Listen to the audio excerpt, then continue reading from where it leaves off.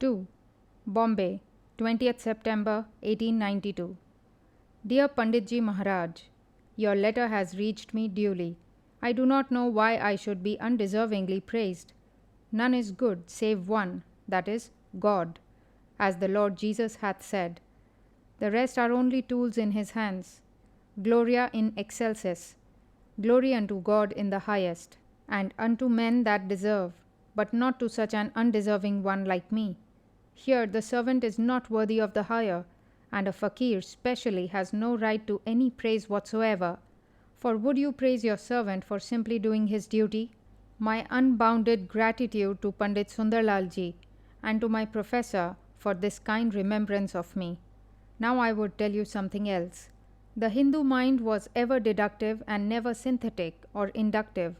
In all our philosophies, we always find hair-splitting arguments, taking for granted some general proposition, but the proposition itself may be as childish as possible. Nobody ever asked or searched the truth of these general propositions. Therefore, independent thought we have almost none to speak of, and hence the dearth of those sciences which are the results of observation and generalization. And why was it thus? From two causes.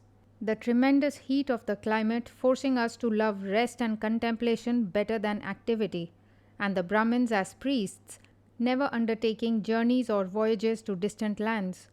There were voyagers and people who travelled far, but they were almost always traders, that is, people from whom priestcraft and their own sole love for gain had taken away all capacity for intellectual development.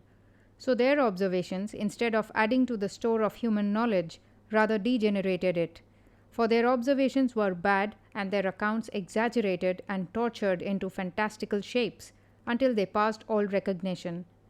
So you see, we must travel, we must go to foreign parts, we must see how the engine of society works in other countries, and keep free and open communication with what is going on in the minds of other nations, if we really want to be a nation again. And over and above all, we must cease to tyrannize. To what a ludicrous state are we brought! If a bhangi comes to anybody as a bhangi, he would be shunned as the plague. But no sooner does he get a cupful of water poured upon his head with some mutterings of prayers by a padri, and get a coat on his back, no matter how threadbare, and come into the room of the most orthodox Hindu, I don't see the man who then dare refuse him a chair and a hearty shake of the hands. Irony can go no further, and come and see what they, the padris, are doing here in the Dakshin, south. They are converting the lower classes by lakhs, and in Travancore, the most priest-ridden country in India, where every bit of land is owned by the Brahmins, nearly 1/4 has become Christian, and I cannot blame them. What part have they in David and what in Jesse? When, O Lord, shall man be brother to man? Yours, Vivekananda.